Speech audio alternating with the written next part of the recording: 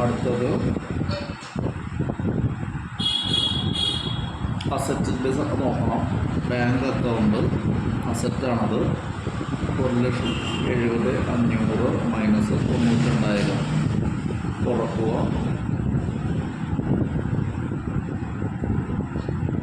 ഇപ്പോൾ 78,500. Loans to members അസറ്റാണ് 6,60,000. Payment minus receipt 1,50,000 = 5,10,000.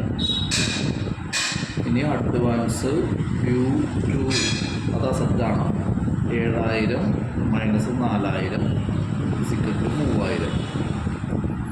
ഇനി ബാലൻസ് ഷീറ്റ് എഴുതുമ്പോൾ ശ്രദ്ധിക്കേണ്ടത് നമ്മൾ ഡിപ്രീസിയേഷൻ സെപ്പറേറ്റായിട്ട് എഴുതുന്നില്ല. ഡിപ്രീസിയേഷൻ കുറച്ചിട്ടായിരിക്കും എമൗണ്ട് കാണിക്കുന്നത്. അപ്പോൾ അതുകൊണ്ട് തന്നെ പുസ്തകത്തിൽ നിന്നുള്ളതിന് വ്യത്യാസം ഉണ്ടാവും. അപ്പോൾ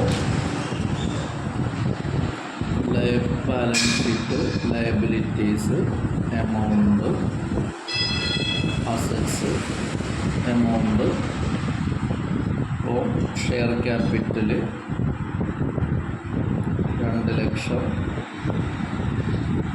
deposit 4,55,000, borrowing from DCB 25,000 loan ലയബിലിറ്റിയാണ്. Advance due by 2,000, interest payable 14,000, salary outstanding 700, provision gratuity 750. അതുപോലെ ഇപ്പുറത്ത് എഴുതുമ്പോൾ അസറ്റിൻ്റെ കൂടെ എഴുതുമ്പോൾ ക്യാഷ് ഇൻ ഹാൻഡ് അത് ക്ലോസിംഗ് ബാലൻസ് തന്നിട്ടുണ്ട് ബുക്ക്, അതാണ് എടുത്ത് എഴുതുന്നത്. 25,70, cash at bank 78,500, share in DCB 10,000, loans to members 5,10,000, closing stock 15,000. Furniture നമ്മൾ ആ പൈസ കുറച്ചിട്ടായിരിക്കും എഴുതുന്നത്. 60,000 6,000 കുറച്ച് ബാക്കി 54,000.